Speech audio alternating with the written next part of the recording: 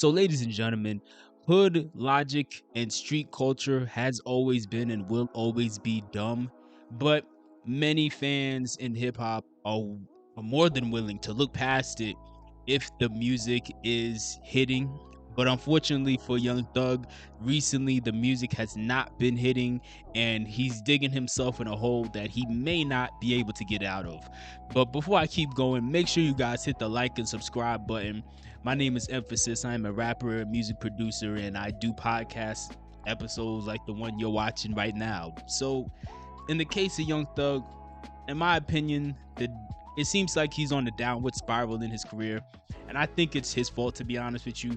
Now, everybody knows the 2022 arrest that happened when it comes to this RICO case that involved a bunch of people, including Young Thug and Gunna. It was a very bizarre circus type of situation, from the Gorilla Grip Fannie Willis situation to the Little Woody on the stand or whatever his name was, to Gunna getting out and many fans turning on Gunna and calling him a snitch, which I had a problem with because Gunna was not the only person that took a deal, but it seemed like a lot of people had a lot of smoke for Gunna, and I think I was the only person who actually said, you know what? Why is nobody calling out Young Thug for not being able to properly manage or protect an asset? Whether you like it or not, Gunna is an asset. I know you're not supposed to refer to people as that, but that's what it is. He's your most successful and most profitable artist. You should have made sure he wasn't in Georgia.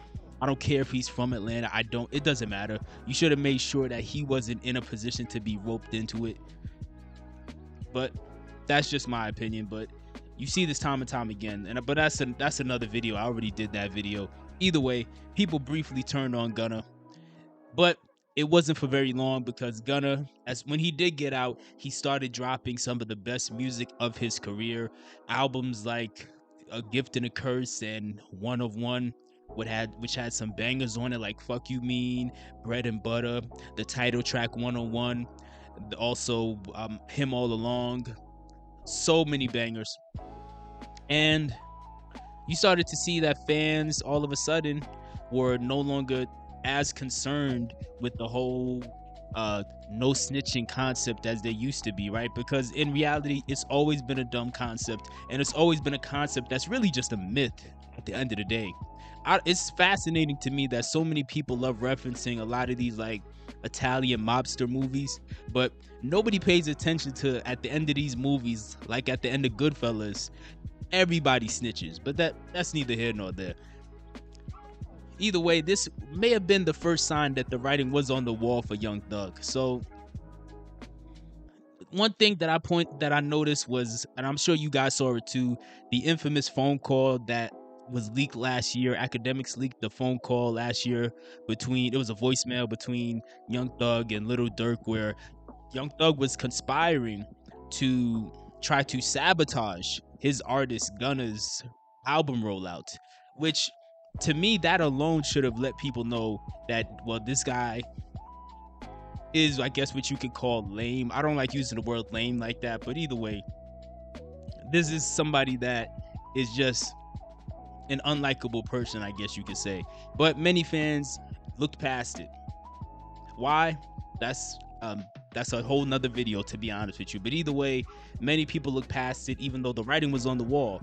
Not only because that should have been fans' first sign that Thug is willing to stoop pretty low and do things that people would consider lame, but also because of the fact that, in my opinion, it signaled that Young Thug did in fact feel threatened by what Gunna was currently doing, and his attempt to sabotage Gunna's rollout, it fails. He put out the Business is Business album. Nobody cared, to be honest with you, and I've liked a lot of Young Thug music in the past, but just being honest, like it was a forgettable album. People kind of moved on quickly. And right now, what you're seeing over the past couple months is, since Young Thug's been released, is Young Thug is currently making a major mistake that celebrities make sometimes, which is you're doing things that make people feel like you're not very likable, but you're not performing at the highest level. Translation, the music isn't hitting like it used to. So if and when he was doing things of this nature several years earlier, people look past it, they make excuses. You know how that is. Now, when he's doing things like what he just did to Kid Cudi, people are no longer looking past it. So for the people that don't know, I'm sure most of you do. There's a whole case going on right now with Diddy. I'm not here to discuss this side or that side, and I could care less, to be honest with you. But Kid Cudi did testify in this case, and Young Thug called him a rat.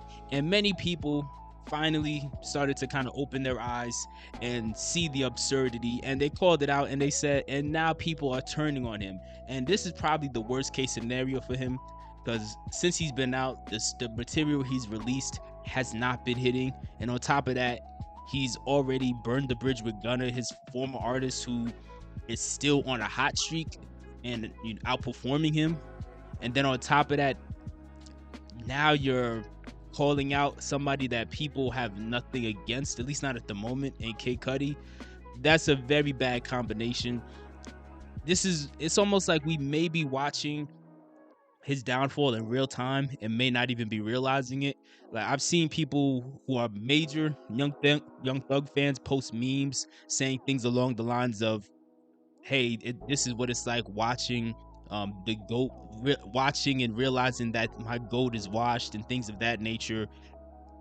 It's a sad thing to see, kind of, because I do like a lot of Young Thug's music, especially in the earlier days, in like the early to mid 2010s.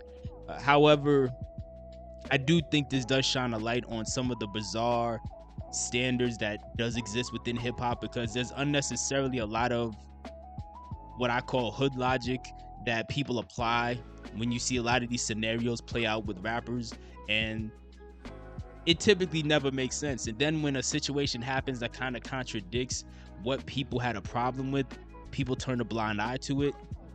Like the fact that people hated Gunna for taking a deal, but then other people took deals. But again, just my opinion. Let me know, do you think Young Thug was out of pocket for calling Kid Cudi a rat? Do you think Kid Cudi is a rat for testifying against P Diddy? And do you think this could be the beginning of the end